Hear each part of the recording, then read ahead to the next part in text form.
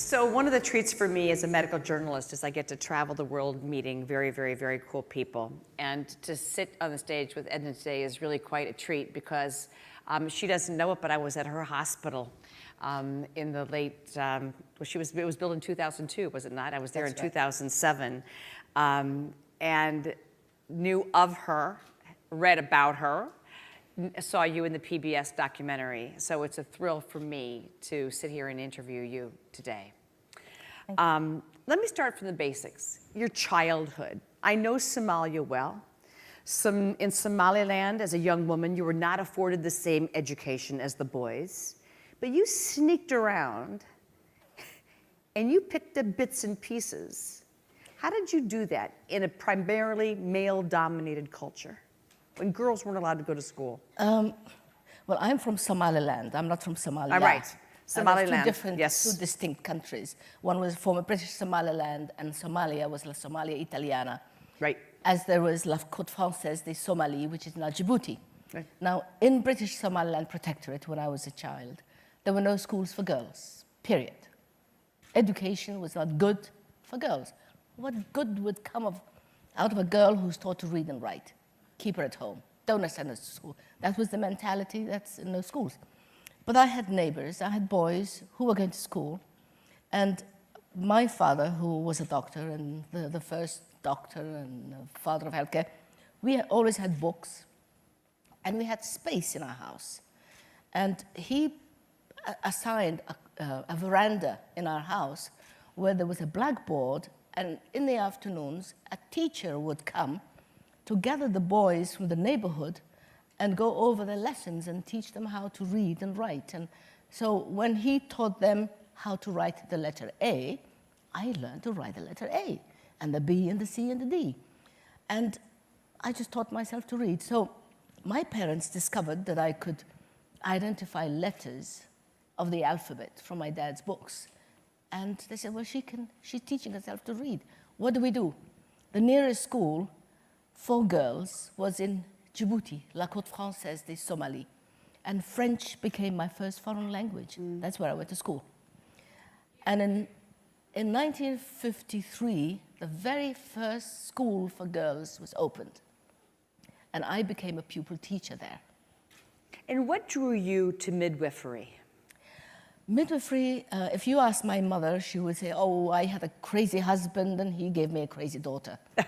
I grew up... We should have more of those combinations. I just grew around my father, and I was used to him being called in the middle of the night. And although I was a child and usually on holidays from school, I would hang around the hospital, and he would say, could you go and wash those forceps for me and make sure you're clean? Would you go and get that child to swallow this medicine? Would you go? And he would get me to do little errands. And at the age of 11, you were ordering hospital staff around. Yes, whenever he would go away, he would make a little list for me and say, I'll be gone for 2 days. Now make sure that tomorrow the sutures come out. Make sure that they release the catheter. Make sure that they do. So I didn't know how to release a catheter. I didn't know how to remove sutures. But I was a boss's daughter, so I would say, did you release the catheter? Did you remove the sutures? So that's how I got into it.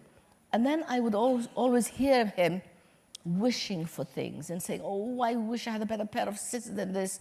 Oh, I wish I had, And I just made a mental promise, a mental note to myself that one day I would build the kind of hospital and have the kind of instruments and equipment my father would have liked to use and work with. That got into me. In the meantime, you became the first lady of your home country.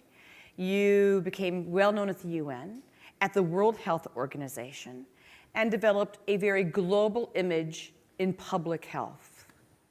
That's the legacy I had. I'm from Somaliland. There was nobody else to do it. And I had so many privileges that very few other women had had. I went to school. I could read. I won a scholarship. British taxpayers' money paid for my education. I was sent to England at the age of 17. And I know there are thousands of us around now, but I was the only Somali female in all of London at that time. We were such a rarity that as a student, my part-time job was working for the BBC. And whenever they needed a female voice, I would be that female voice.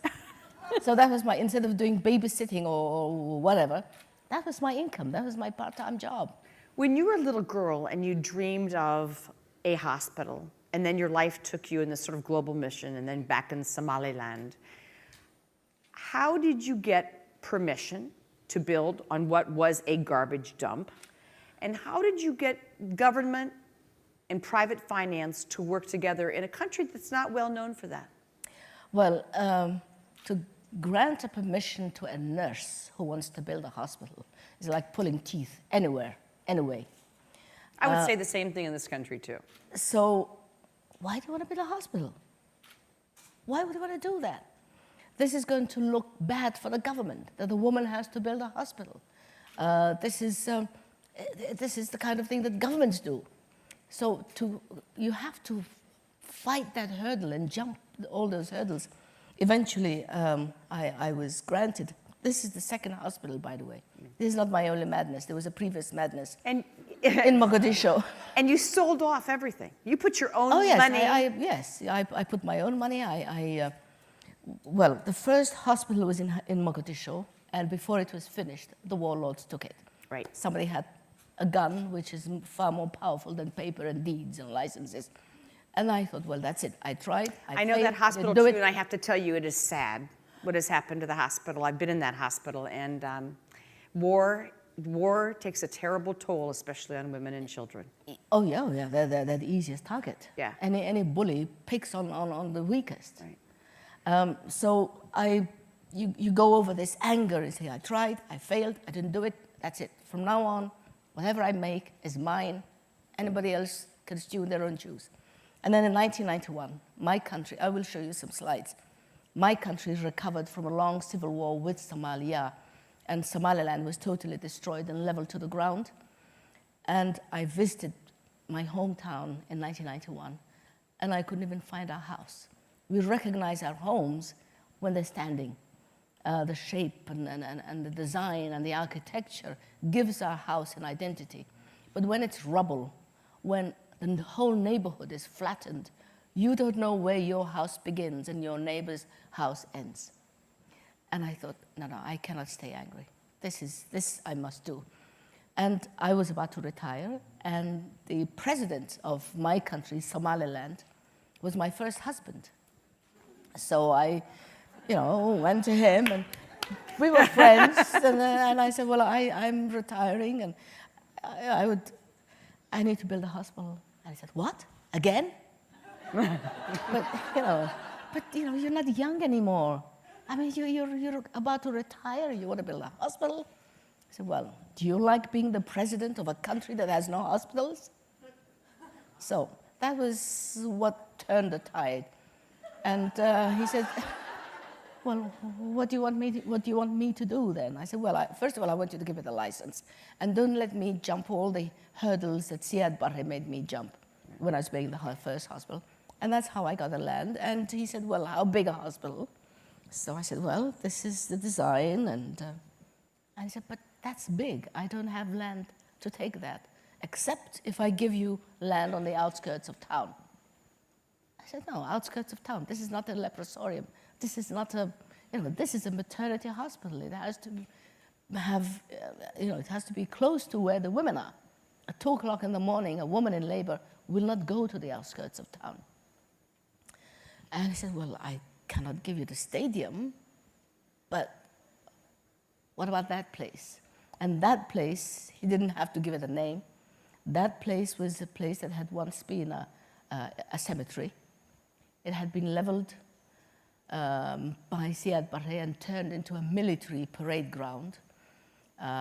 It was one of those military sites where, on army days, they would parade their Right. tanks. My machine Right. can kill more people than your Right. machine. The boy model. Yeah, that's right.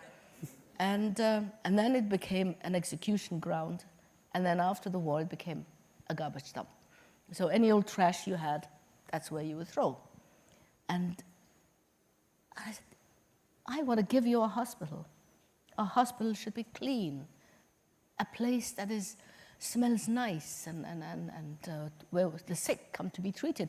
And you want to give me a garbage dump? you men will never understand. So I said, well, wait a minute, think about it. I said, no, I'm not even thinking about it. So I left in a huff, took my UN flight back to Djibouti, and started thinking about it. And the more I thought about it, the more I knew that that place had to be the place where I built my hospital. Because that's a place that had known injustice, pain, suffering, and was like a big ulcer in the heart of the city, in an area where they had never had a hospital before. And that's where the healing started. That's where the healing started. And I came back the next week and not quite showing my tail between my legs. And I said, well, supposing I accepted that place, now what am I going to do with a mountain of garbage? Oh, we'd bulldoze it for you.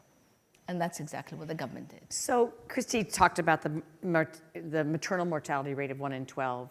You not only have reduced mortality rates, you focused a lot of your attention on fistulas. And I know that for most of the women in this room, there are scents for which your brain has no recognition. I can't describe to you the smell of a woman where urine and feces are dripping out of her vagina, which I know sounds quite grotesque, but it is the norm. But it is a very sweet, pungent, rare smell that the Western brain just has no recognition of until you smell it, and it jolts you. So these women end up becoming the social pariahs of many countries. It is, and as a midwife, that's what I see. And you and I are sitting here, we're clean, we were in control of our body secretions, but these women have no control over that. And is this because of genital mutilation and female circumcision? Well, I would like to blame as many things on female genital mutilation as I can, but this time I cannot. It's one of the many causes. It's a hole that happens between the urethra and the bladder, between the vagina and the bladder of the woman. And where the head, usually when the head cannot come out, cannot be delivered and becomes impacted, it presses on that very thin tube, the urethra, and which becomes necrotic and has a hole. And urine leaks from there. And it can also happen between the vagina and the rectum. So you can have both a rectovaginal fistula and a vesicovaginal fistula at the same time, or one or the other. And usually this is because women can't get to the hospital in time. They are not delivered by people who know how to deliver, who are trained midwives. They're delivered by their grandmother, their neighbor, their friend, their sister. And one woman, I'm 75, I think I've seen many things in life. One of the most shocking things that I have seen was a woman who had a transverse lie. The baby was lying sideways, not by the head or the breech, and it prolapsed an arm. And the only person I know, I mean, after breakfast, it's not good. Oh no, it's. But we do take for granted in this country that you feel a few Braxton Hicks contractions and off to the hospital you go. Oh, yes. The reality is that's not a lot of people's The only reality. person, that woman with a prolapsed arm, showed the presentation was her 9-year-old daughter. And all the 9-year-old daughter could do was just pull on that arm. And the arm comes off. Anyway, the woman was born, she was still alive. We saved her. The baby was, of course, very, very dead. And can you imagine the trauma of that little girl? Right. Who her mother is saying, pull, Right. get it out, not knowing that it will not come out. And then the damage done later for future pregnancies. Of course. The emotional, the physical, the psychological, everything is gone.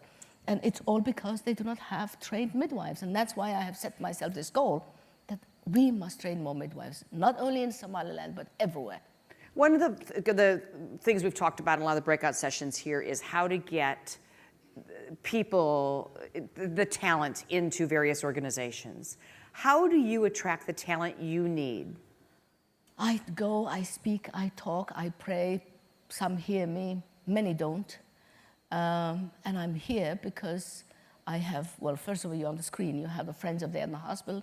It's a group of American women and Somali men and women who have formed a charity registered in the US, and they gather, they raise funds for us.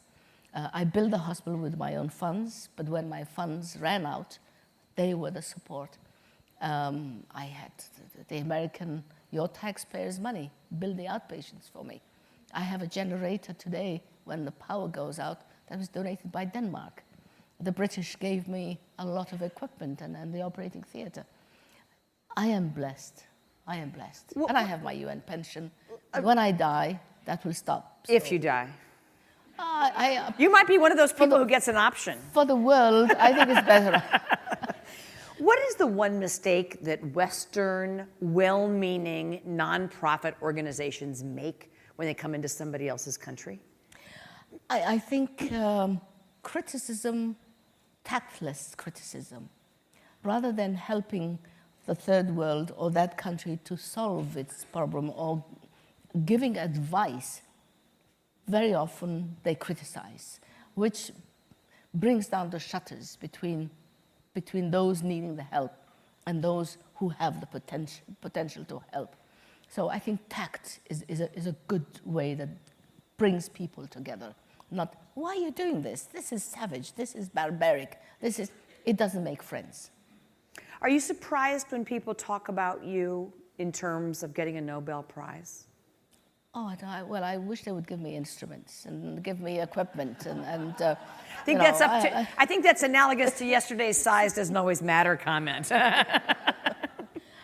I think, if you want my opinion, my hero is Dr. Catherine Hamlin, someone who really inspired. An Australian OBGYN. OBGYN who spent her life fixing fistula, and if anybody deserves a Nobel, she does. So in our closing moments, you have a few pictures you want to show? I would love to show Please, that. please. May I do that? And I think they'll be on everyone's screens. I don't know where the screen is. Oh, I see. Yes. Is it happening? They're technologically advanced. It's just to tell you where Somaliland is and in perspective. Now, that picture, I'm sorry, is horrible. But that was my country. After the Civil War, there are human remains there, and many of them are children. What the military advantages of killing 2- and 5-year-old and 10-year-old kids and putting them into mass graves, I will never know. Somebody felt heroic doing that. That's a hospital before the war. That was my previous reincarnation with President Johnson and Dean Rusk and Lady Bird in the White House lawn being entertained on an official state visit to your country in 1968. Landed there with the presidential helicopter, the 21-gun salute, and so on and so on. It's pretty heady stuff. This is the banquet, of course, in the White House. Vice President Hubert Humphrey and Mrs. Humphrey and my husband next to Lady Bird. May I say you're really beautiful? Thank you. You're welcome. This is in Germany, Chancellor Kiesinger. And this is the beginning of my hospital. I don't have pictures of the garbage dump, but that's when we're laying the foundation and built. And built. And built. Now this space, the open, like the gap here, that's my apartment, that's where I live. I cannot live anywhere else, but if I live away, I take my pension with me. So I live on the hospital premises, I live there. And if you were to visit me, you would be living with me there. That's where Nicholas Kristof and his team stayed with me, and Diana Lane. And that's the hospital. That's my baby, I love it.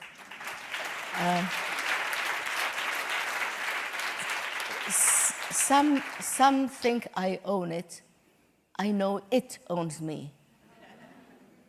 Well, I can and that's the first baby born in the hospital, about 8 hours.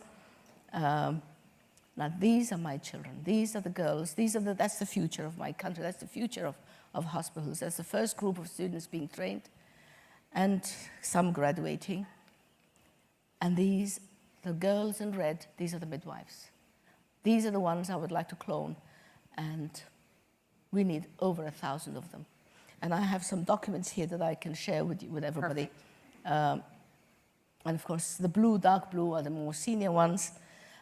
We just graduated our very first 21 midwives who got their Bachelor of Science degree in midwifery. It took me a lifetime, but we just got it Congratulations. this month. And we don't discriminate against boys. We train lab technicians and pharmacists as well.